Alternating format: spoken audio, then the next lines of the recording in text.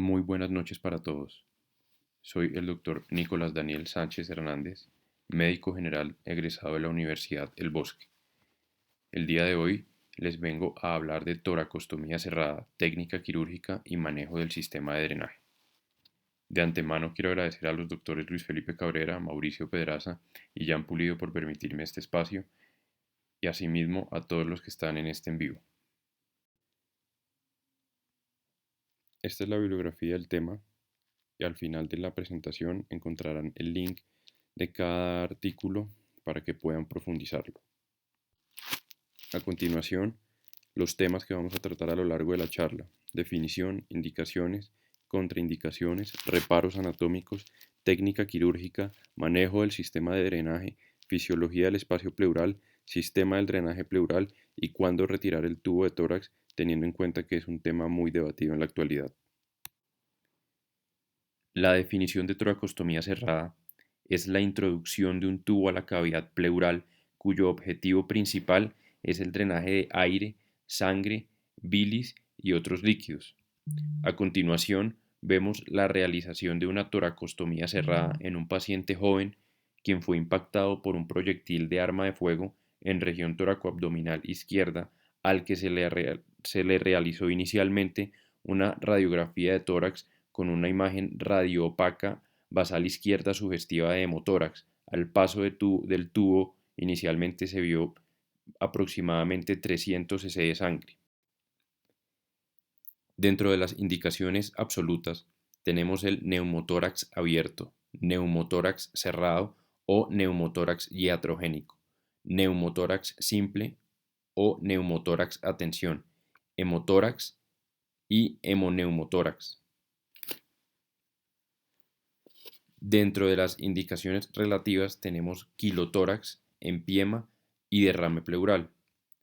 A continuación, en la tabla podemos ver las indicaciones de emergencia y no emergencia de la inserción del tubo de tórax. Con relación al neumotórax, es una emergencia en todos los pacientes con ventilación mecánica por el alto riesgo de ocasionar un neumotórax a tensión. También cuando el neumotórax es extenso, cuando tenemos un paciente que está clínicamente inestable, cuando se debe controlar el neumotórax a tensión después de la descompresión con aguja, cuando el neumotórax es secundario al trauma de tórax, en donde desconocemos la cinética y el mecanismo de trauma y se evidencia un gran neumotórax y la inestabilidad clínica del paciente, un hemoneumotórax, como lo mencioné anteriormente, y una ruptura esofágica con contenido gástrico dentro de la cavidad pleural. Las que están relacionadas a no emergencia es efusión pleural de etiología tumoral, pleurodesis, efusión pleural recurrente, efusión paraneumónica o empiema, quilotórax y los posoperatorios de bypass coronario, toracotomía o lobectomía. Dentro de las contraindicaciones absolutas tenemos la necesidad urgente de toracotomía, teniendo en cuenta que se trata de un paciente que está clínica y hemodinámicamente inestable, en un estado de choque que lo puede conllevar a un desenlace fatal. Contraindicaciones relativas tenemos la anticoagulación, antecedente de coagulopatía y diátesis hemorrágica. Dentro de los reparos anatómicos hay dos sitios principales de inserción que se utiliza comúnmente para la colocación de los drenajes torácicos. Uno es el acceso ventral en el segundo espacio intercostal en la línea clavicular media, o bien llamado acceso de Monaldi. El segundo es el enfoque lateral en el cuarto al quinto espacio intercostal con línea axilar media o anterior o enfoque de Bülow. El abordaje de Monaldi podría preferirse en caso del neumotórax apical aislado, mientras que el abordaje lateral se utiliza en caso de derrames pleurales o neumotórax grandes. Sin embargo, actualmente las directrices de trauma británicas y americanas prefieren el uso del enfoque lateral para el manejo de la toracostomía cerrada.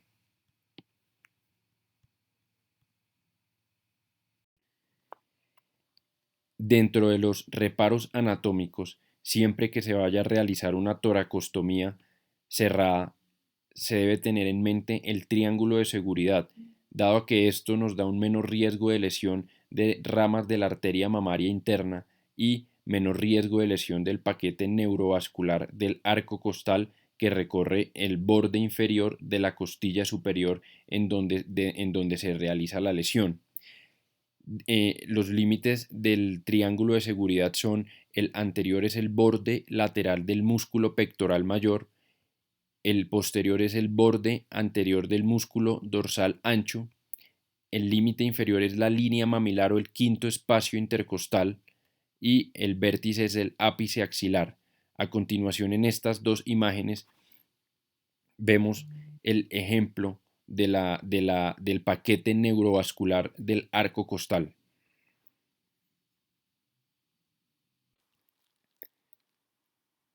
Dentro de los materiales necesitaremos bata estéril, campos estériles, anestesia local con lidocaína al 1% con su dosis de 4 a 5 miligramos por kilogramo, clorexidina al 2%, jeringas de 10 centímetros con aguja calibre 21 y 25, bisturí con aguja con hoja número 11, pinza Kelly curva y Rochester, una sutura no absorbible número 1, los tubos de tórax de diferente calibre según el requerimiento del paciente y el sistema de drenaje pleural y gasas.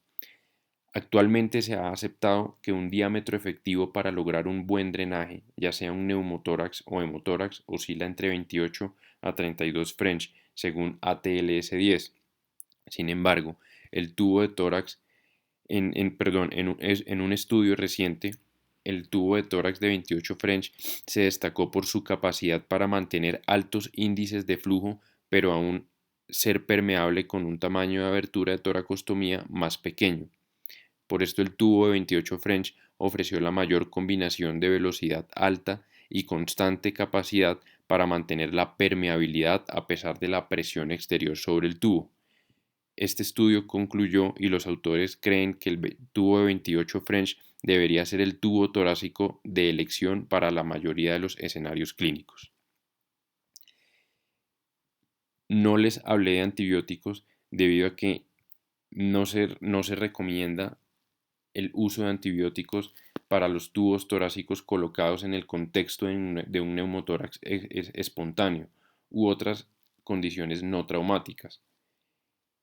En trauma penetrante se justifica el uso de antibióticos y un metaanálisis de 5 ensayos que incluyó pacientes con traumatismo torácico cerrado o penetrante encontró una reducción significativa del riesgo de empiema y neumonía con un índice de confianza del 95% para los pacientes que recibieron profilaxis con antibióticos en comparación con el placebo. Esta es una imagen, o bueno, varias imágenes que nos representan los diferentes momentos del procedimiento quirúrgico, los cuales se los voy a explicar detalladamente a continuación. Dentro del procedimiento quirúrgico es muy importante tener en cuenta los siguientes pasos. Primero, si el tiempo lo permite, explíquele al paciente el procedimiento y obtenga un consentimiento o el de su familiar. Coloque al paciente en posición de cúbito supino o posición semi-Fowler con el brazo ipsilateral por detrás de la cabeza o en abducción máxima. Ubique el cuarto al quinto espacio intercostal y tenga siempre presente el triángulo de seguridad. Marque el lugar de la incisión con un esfero y use las medidas necesarias de protección y de asepsia, como guantes, respiradores, tapabocas, gafas. Cubra al paciente exponiendo solo el área marcada y con una solución de lidocaína del 1 al 2% y una aguja de calibre 25 cree una pápula de anestésico en el tejido cutáneo en el punto marcado. Extraiga más solución de lidocaína en una jeringa de 20 mililitros y con una aguja de calibre 21 anestesie los tejidos subcutáneos más profundos y los músculos intercostales. Localice la costilla que se encuentra debajo del espacio intercostal donde se insertará el tubo y continúe anestesiando la superficie perióstica. Mientras anestesia la costilla, busque la cara superior de la costilla y utilícela para biselar o hacer avanzar la aguja sobre ella. Aspire la aguja mientras la avanza y confirme la entrada en el espacio pleural cuando un destello de líquido pleural ingrese a la cámara de la jeringa. En caso tal que esté evacuando un neumotórax, la jeringa solo se puede llenar de aire. Detenga la aguja e inyecte más lidocaína para terminar de anestesiar la pleura. Retire la jeringa por completo y haga una incisión de 1.5 a 2 centímetros de longitud paralelo a la costilla. Utilice la pinza Kelly para cortar las capas subcutáneas y los músculos intercostales. Una vez que llegue a la pleura parietal, empuje suavemente el instrumento de disección a través de ella. También puede penetrar digitalmente la pleura para evitar perforar el tejido pulmonar adyacente y use su dedo índice para explorar en 360 grados y descartar la presencia de adherencias. Se debe pinzar el tubo del lado de las fenestras e introducirlo en posición adelante y abajo para el hemotórax o cualquier líquido y atrás y hacia arriba para el neumotórax. Dentro de la fisiología del espacio pleural, entonces, la pleura es una capa muy fina y delgada de tejido mesotelial con dos porciones. Una pleura parietal, que es la que recubre la superficie interna de la costilla, el diafragma y el mediastino, y una pleura visceral que tiene una íntima relación con el tejido con el tejido pulmonar. El espacio pleural está ocupado por un ultrafiltrado plasmático que funciona como un lubricante para los movimientos pulmonares.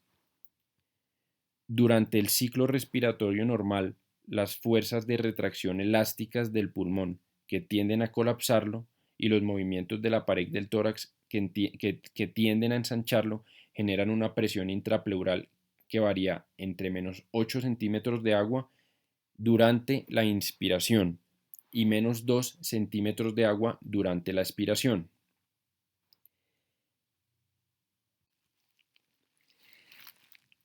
La siguiente foto es de un paciente al que le realizamos una necropsia.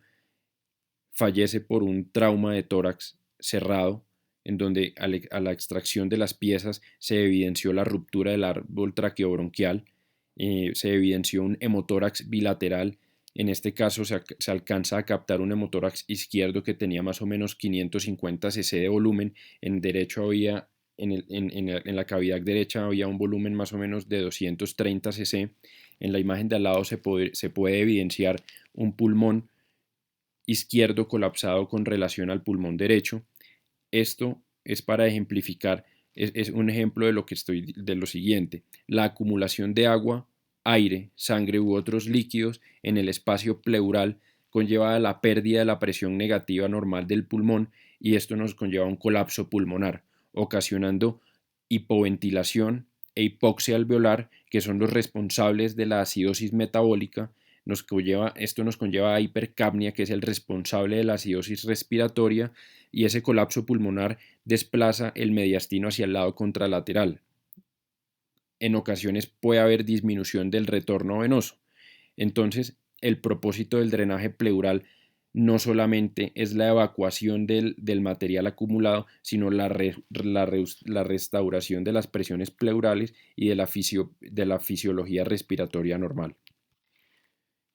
Entonces, una vez claro el concepto de la fisiología pleural, que traté de resumirlo muy puntualmente porque es un tema muy extenso en donde hay muchas ecuaciones y hay muchas leyes de física, pero traté de desglosarlo para que me entendieran. Entonces, una vez claro ese concepto, hablamos del sistema del drenaje pleural. Descrito por primera vez por Playfair en 1805, tenemos el sistema de un compartimiento, en donde es una botella con conexión al tubo de drenaje torácico. Esta botella tiene una pajita rígida sumergida en aproximadamente 2 centímetros de agua. Esto permitía la salida de aire de la cavidad pleural en la expiración sin preocupar la reentrada de aire, ocasionando un neumotórax. Tenía unas limitaciones y complicaciones, como que si había pérdida de la función de la válvula unidireccional cuando la pajita rígida estaba por encima del agua y esto conllevaba al neumotórax.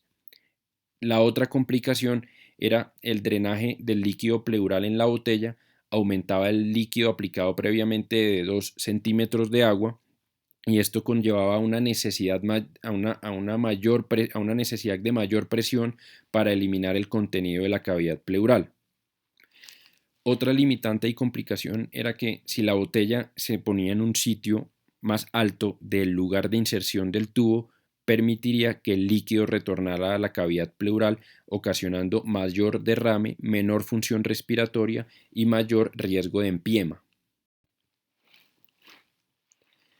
A continuación, tenemos el sistema de dos compartimientos, descrito por primera vez por Lilienthal en 1926, en un posoperatorio de resección pulmonar por bronquiectasias. En este caso se conecta al primer frasco que recoge el líquido pleural. Esto tiene una capacidad de drenaje mayor, de drenar mayor cantidad de líquido de la cavidad pleural sin disminuir la eficacia del dispositivo de drenaje. Sin embargo, tiene unas limitaciones, tiene la dependencia del sello de agua y la posición del dispositivo con relación al sitio de la inserción del tubo, lo que nos conlleva al riesgo de empiema que les mencionaba previamente. A continuación tenemos el sistema de tres compartimientos. Fue escrito por primera vez por Howe en 1952. Consistía en un tubo de recolección, un tubo de sello de agua y un tubo de manómetro. Son tres compartimientos conectados en serie. Aquí el drenaje pleural está conectado al compartimiento de drenaje. El compartimento del medio sirve como cámara de sellado bajo el agua que debe siempre permanecer en posición vertical para poder funcionar. El tercer compartimiento es el que controla la presión negativa en función de la profundidad de la inmersión del tubo rígido debajo de la superficie del líquido. Este sistema tenía unas ventajas y era que nos permitía la evaluación de la permeabilidad del tubo y la ubicación intrapleural por varios aspectos. 1. El movimiento de la columna de líquido correspondiente a los cambios de la presión intrapleural. Segundo, la identificación de la fuga de aire por el burbujeo dentro de la cámara del sello de agua. Y tercero, la cuantificación del volumen de fuga de aire mediante un medidor de fuga de aire. Dentro de los sistemas de tres compartimientos actualmente existe el sistema seco y el sistema húmedo. El dispositivo de succión húmeda tiene una cámara de control de succión. Esto es un manómetro. Se llena a la altura deseada con un fluido estéril conectado a través de un tubo corto al dispositivo de succión. En la guía de uso, según la marca que se esté utilizando, dice hasta cuánto se debe llenar. ¿Sí? La altura de la columna del fluido determina la presión de succión y la fuente de succión se titula para superar ligeramente la presión de la columna de fluido, produciendo un suave burbujeo dentro de la cámara que indica que se ha logrado el grado de succión deseado. Hay un error muy frecuente que uno ve en algunos pisos cuando uno va a ver algunos pacientes, y es que uno ve que aumentan el nivel de la fuente de succión y eso no tiene efecto sobre la succión aplicada en la cavidad torácica. Al contrario, ese aumento de la succión produce más burbujas en la cámara del manómetro, evaporando el agua dentro de la cámara y esto nos va a reducir la succión normal. Entonces, prácticamente no estaríamos haciendo nada. El sistema seco ofrece unas ventajas, que es silencioso, o sea que disminuye la angustia del paciente, tiene un regulador de succión, tiene un regulador de presión negativa que está prefijado en menos 20 centímetros de agua y se puede ajustar entre menos 10 y menos 40 centímetros de agua según los requerimientos del paciente. tiene un sistema que indica si el sistema o no está con aspiración, y este nos permite una mayor presión de succión, quiere decir que nos permite una mayor resolución de los síntomas. Rápidamente les voy a hablar de los sistemas de drenaje pleural ambulatorios. En este caso tenemos la válvula de Heimlich, que es un tubo de plástico rígido con una boquilla de entrada unida a un manguito de goma y a una boquilla de salida. Funciona como una válvula unidireccional, permitiendo que el aire y el fluido salgan de la cavidad torácica durante la expiración y evitando la entrada de aire durante la inspiración. Es muy fácil de usar, los pacientes tienen muy buenos resultados, es muy barato y permite que sea fácilmente cambiable.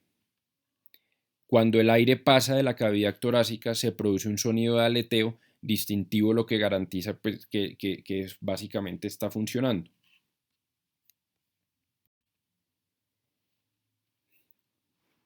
Aquí tenemos un sistema de drenaje digital. Tradicionalmente, pues las fugas de aire se han calculado mediante la observación del burbujeo en el sello de agua. Sin embargo, con los sistemas comerciales de drenaje se puede medir la fuga de aire en una recámara que viene graduada para tal fin. Las ventajas con esto es que hay mayor objetividad en la medición de la producción del líquido y cuantificación de las fugas de aire, hay menor manipulación de los dispositivos, aumentando la seguridad del paciente, dado que se evitan errores humanos como medidas poco exactas, y esto cuenta con unos sistemas de alarma con el fin de corregir problemas con prontitud. ¿Cuándo retirar el tubo? El tema aún es controvertido. Sin embargo, en un estudio del 2017, los autores refieren que la fase respiratoria ideal para el retiro del tubo aún no está definida. Sin embargo, desde el punto de vista fisiológico, al final de la expiración, la diferencia entre la presión atmosférica y la presión pleural es mínima, disminuyendo la posibilidad de un flujo de aire inadvertido hacia el espacio pleural al extraer los tubos pleurales. También refieren que al final de la inspiración los pulmones se expanden por completo y no queda espacio entre la pleura parietal y visceral, y eso también podría tener un efecto benéfico en el momento. En el 2001 hay un estudio prospectivo aleatorizado que incluía solo sujetos traumatizados. En este estudio no se encontraron diferencias en los dos enfoques diferentes en términos de neumotórax recurrente y no se identificaron factores que pudieran influir negativamente en el resultado. Aquí la tasa global de neumotórax recurrente fue el 7% y solo el 3% requirió reinserción del tubo torácico.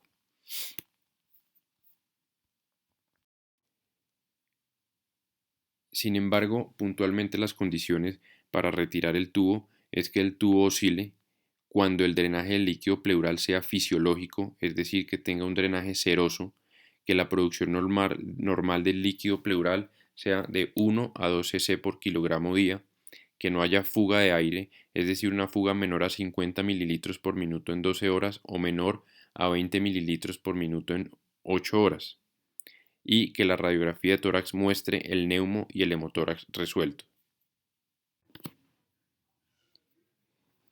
Finalmente, para concluir, la toracostomía cerrada es un procedimiento que le salva la vida al paciente, cuando se conocen los puntos anatómicos, las indicaciones y las contraindicaciones del mismo.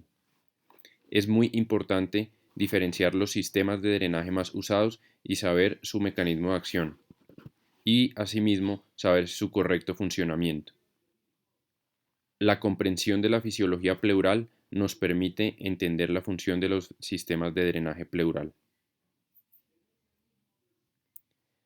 A continuación, adjunto un video del New England Journal of Medicine en donde resume de manera didáctica y dinámica la presentación de la charla.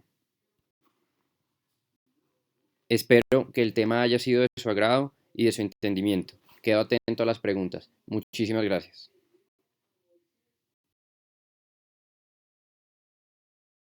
This is a video in clinical medicine from the New England Journal of Medicine.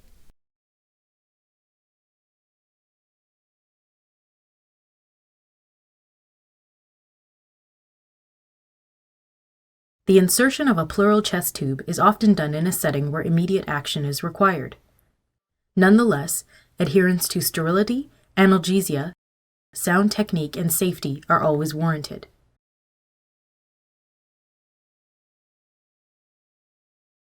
The most common indications for chest tube drainage are pneumothorax that is recurrent, persistent, under tension, or bilateral, any pneumothorax in a patient on positive pressure ventilation, hemothorax, recurrent or symptomatic large pleural effusion, empyema, and chylothorax.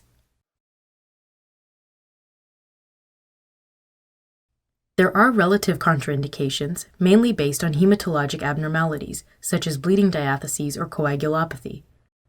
Blood products or coagulation factors may need to be transfused in order to reduce the risk of bleeding during the procedure.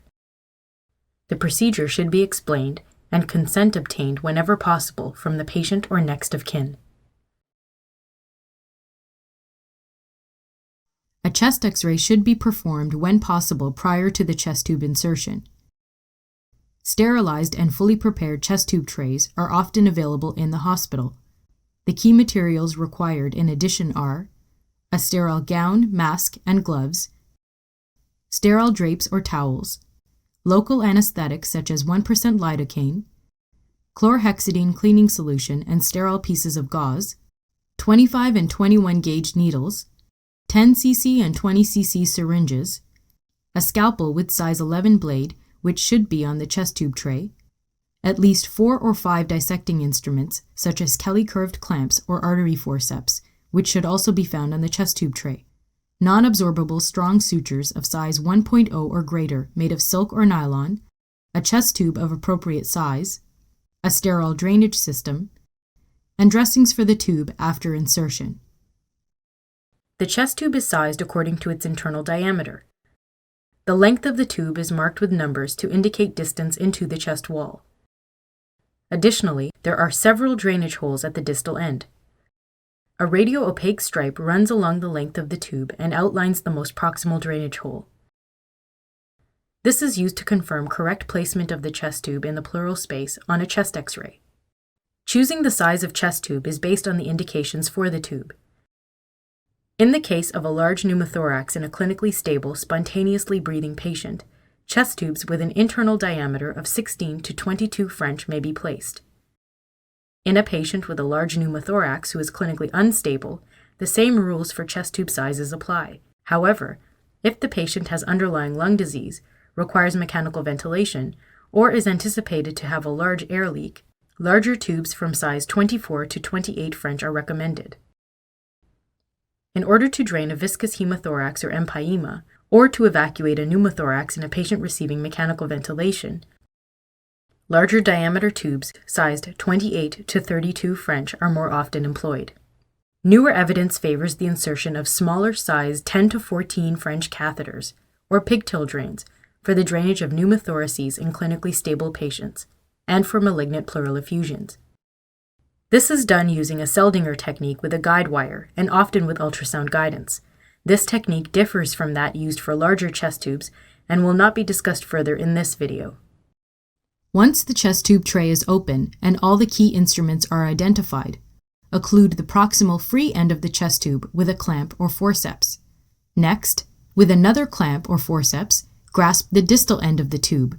This will aid in passing the tube through the tract.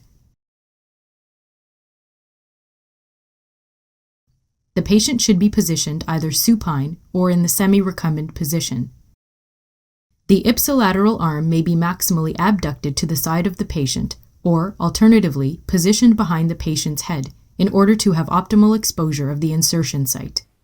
The ideal location for the placement of a chest tube is in the triangle of safety, the anatomical region defined by the lateral border of the pectoralis major muscle anteriorly, the mid-axillary line posteriorly, which is also the anterior aspect of the latissimus dorsi, the apex just below the axilla, and the horizontal level of the nipple inferiorly. The nipple line may be an unreliable landmark for female patients due to breast tissue. To help with landmarking, remember that the triangle of safety should approximately lie between the 4th and 5th intercostal space in the anterior axillary line. Start your landmarking by localizing the clavicle. Next, count the rib numbers as your fingers traverse down the anterior chest wall. Once the correct intercostal space is found, move your hand along the space laterally towards the anterior axillary line. The incision will be made here. The chest tube will actually be inserted one interspace above this point. Mark the incision spot with the imprint of the back of a needle or a pen marking. Once full barrier precautions are employed, use the chlorhexidine cleaning solution and sterile gauze to create a large sterile field on the patient's skin. Cover the field with sterile drapes so that only the procedure site is exposed. Adequate analgesia is a very important step in this procedure, as chest tube insertions can often be very painful for the patient. The skin, subcutaneous tissues, deeper tissue layers, parietal pleura, and periosteal surface of the rib below the intended insertion site must be generously anesthetized. Using the smallest gauge needle, create a wheel of anesthetic in the skin overlying the landmark spot. Using the larger needle, anesthetize the subcutaneous skin layers through the wheel, aspirating as the needle moves deeper.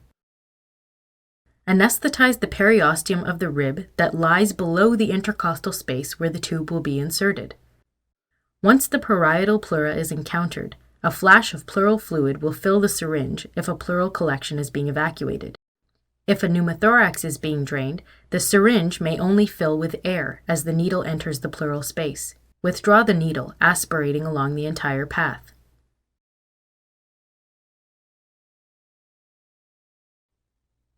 Make an incision approximately 1.5 to 2 centimeters in length above and parallel to the anesthetized rib. Introduce the curved dissecting instrument, such as a Kelly clamp, into the incision. Begin dissecting the subcutaneous tissues in order to reach the intercostal muscles. After dissecting through the subcutaneous tissues, stay on top of the rib to guide the blunt dissection. This will create a diagonal path towards the correct intercostal space. When using a larger chest tube of sizes 24 French or greater, use your index finger to explore the tract being created by blunt dissection. This is done to ensure the larger caliber tube will be able to pass through the tract. Once you have dissected through the subcutaneous tissues and deeper intercostal muscle layers, you will encounter the parietal pleura. Push the clamp gently through the parietal pleura. The entry into the pleural space through the parietal pleura is felt as a give or a sudden release of resistance. Alternatively, you may use your finger to penetrate through to the pleural space. Once the pleural space is entered, use your index finger to ensure the lung is not adherent to the chest wall, which may impede passage of the tube into the pleural space. Often, pleural fluid will trickle out through the tract, further confirming entry into the pleural space. Pass the tube through the incision, unclamp the jaws of the Kelly, and then direct the tube through the tract slowly, using your finger as a guide. If the tube is meant to evacuate a pneumothorax, aim it apically towards the top of the lung. If the indication is to drain fluid, aim it basally towards the bottom of the lung. Make note of the depth the tube has passed by keeping track of the numerical markings on the side of the tube.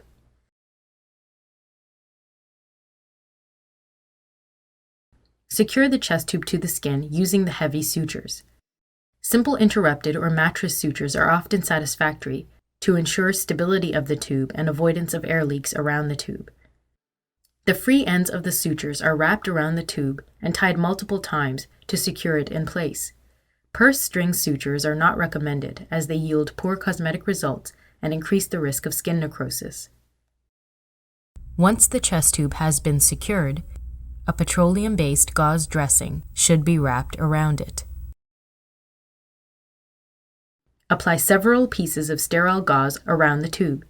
Secure the site with multiple pressure dressings. A chest X-ray must be done to confirm correct placement. On an X-ray, the radio-opaque stripe is visible with an interruption indicating the position of the proximal hole. This hole must be within the pleural space. Otherwise, it is sitting outside the pleura and not draining effectively. This is an indication to replace the tube altogether. Do not advance the tube into the chest, as this can introduce non-sterile tubing into the chest cavity. Before unclamping the free end of the chest tube, firmly connect it to the sterile drainage system. Now, unclamp the free end.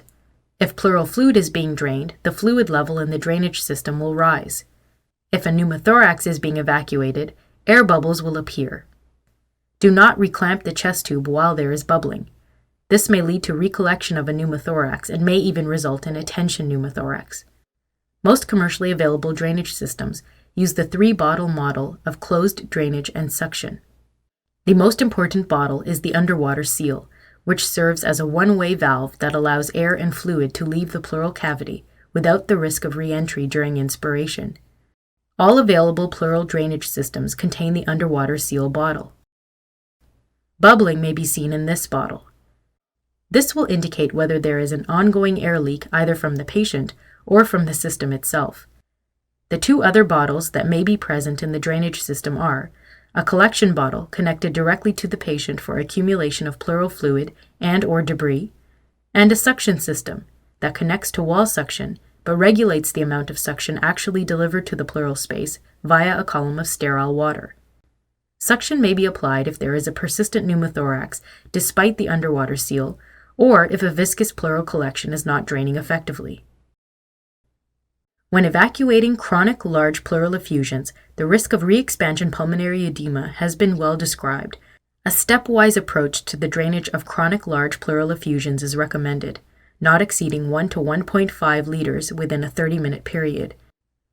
The pleural drainage system must be kept approximately 40 inches below the patient in order to prevent retrograde flow of air or fluid back into the pleural space. There are complications associated with the insertion of a chest tube.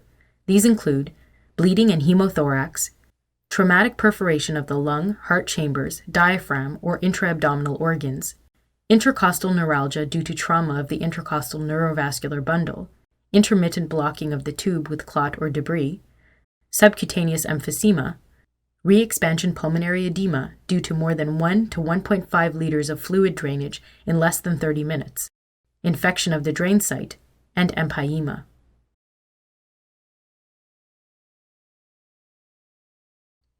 The timing of chest tube removal depends on the indications for the chest tube. In the case of a pneumothorax, bubbling must have ceased, the patient stabilized clinically, and the lung re-expanded on a chest X-ray as minimal criteria to remove the tube. If suction is being applied to evacuate the pneumothorax, most clinicians perform a trial of underwater seal alone in order to ensure there is no further bubbling with the suction turned off. Most physicians will perform a chest X-ray 12 to 24 hours after the last evidence of an air leak prior to removing the tube. The decision to clamp the chest tube to check for a persistent air leak is one that is practitioner dependent, and there is insufficient data to support or refute this practice.